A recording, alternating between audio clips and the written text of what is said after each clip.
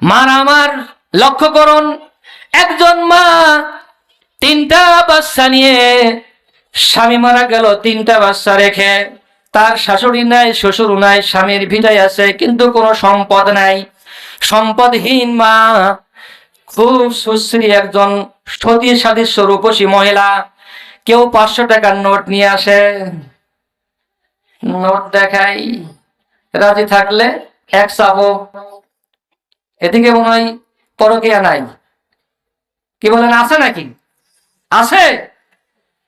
এরপরে কাউ আবার 1000 টাকার নোট।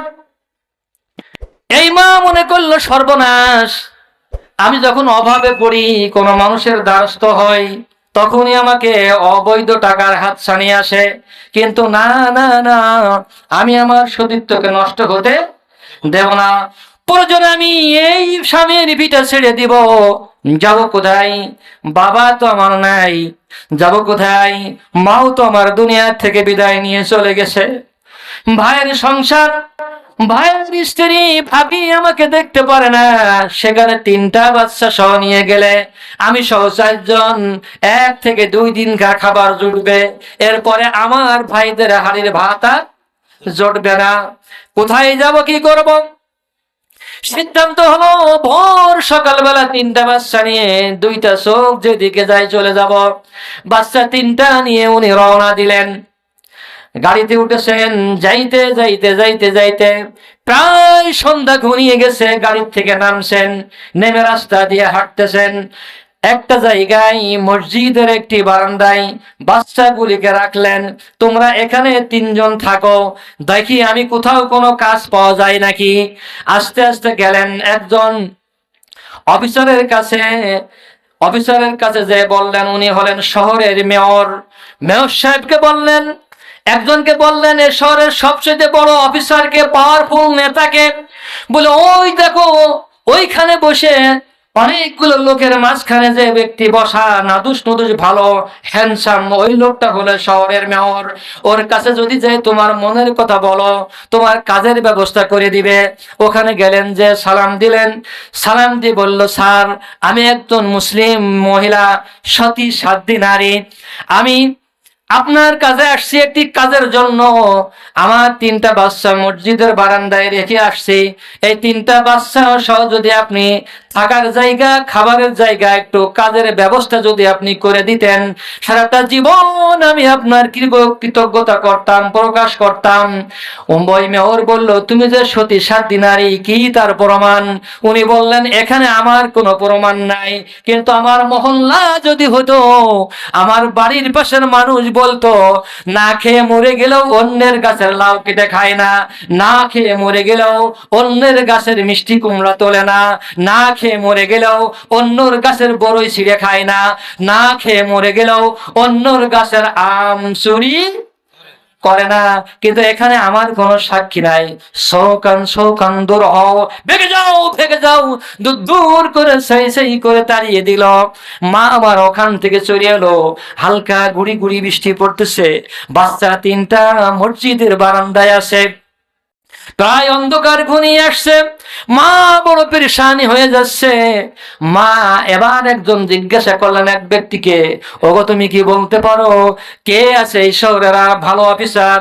উনি বললেন, ওই দেখো ওইখানে চেয়ারের উপরে বসে যে পত্রিকা পড়তেছে, ওই পত্রিকা পড়া ব্যক্তি হলো থানা নির্বাহী কর্মকর্তা, ওনার কাছে যাও।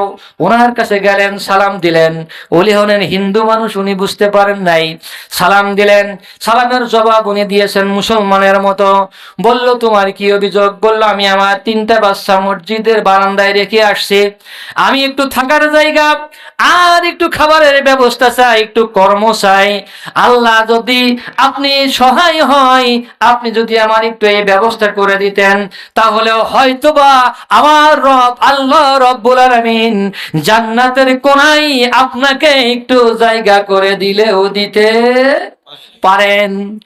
লোকটার মনের মধ্যে একটু দয়া হলো।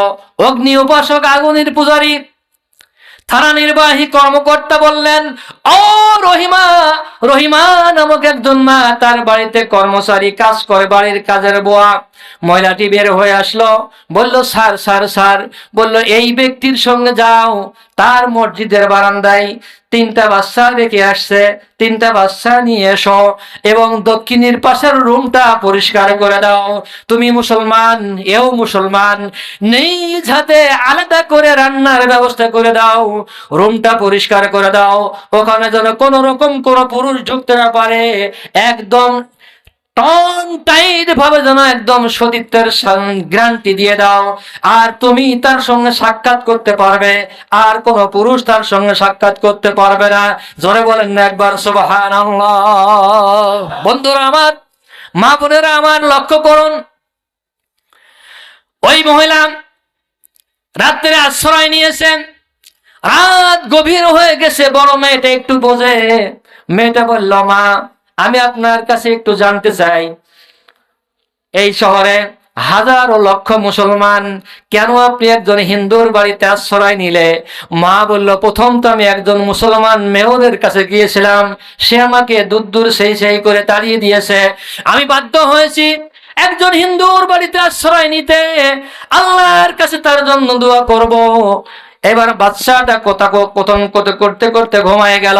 মহিলাটা ওযু করলেন, সালাতুল ইশা আদায় করেছেন, এরপরে রাত 12টা পার হয়ে গেল, সালাতুত তাহাজ্জুদ আদায় করলেন।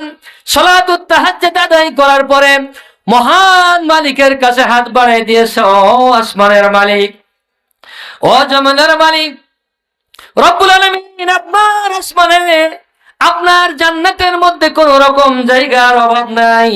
ও আল্লাহ, এ অগ্নি উপাসক আগুনের পূজা করে, আল্লাহ আপনার পক্ষের মানুষ না, আপনার বিপক্ষের মানুষ। রব্বুল আলামিন,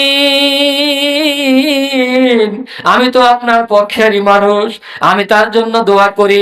রব্বুল আলামিন, আপনি মেহেরবানি করে, দয়া করে, ও আসমানের মালিক, মেহেরবানি করে আপনার জান্নাতুল ফিরদাউসের কোনায় একটু তার জন্য তুমি কি জায়গা করে দিতে পারো না? চোখের পানি ছেড়ে দিয়েছেন। আল্লাহ রব্বুল আলামিনের রহমতের দরিয়ায় জোশ মেরে দিয়েছে। আল্লাহ রব্বুল আলামিন তাকে কবুল করে নিয়েছেন। ওই রাত্রে অগ্নি উপাসক স্বপ্ন দেখতেছেন, স্বপ্নে মুহাম্মদুর রাসূলুল্লাহ সাল্লাল্লাহু আলাইহি ওয়াসাল্লাম এসেছেন, হাতটা গায়ে দিয়েছেন, ও অগ্নি উপাসক, আর তুমি কতদিন আগুনের পূজা করবে? এসো সত্যের পথে, এসো কালেমার পতাকার ছায়া তলে তুমি পড়ে নাও লা ইলাহা ইল্লাল্লাহু মুহাম্মাদুর রাসূলুল্লাহ সাল্লাল্লাহু আলাইহি ওয়াসাল্লাম। অগ্নি উপাসকের ঘুম ভেঙে গেছে, মুসলিম মেয়র স্বপ্ন দেখতেছে, কিয়ামত শুরু।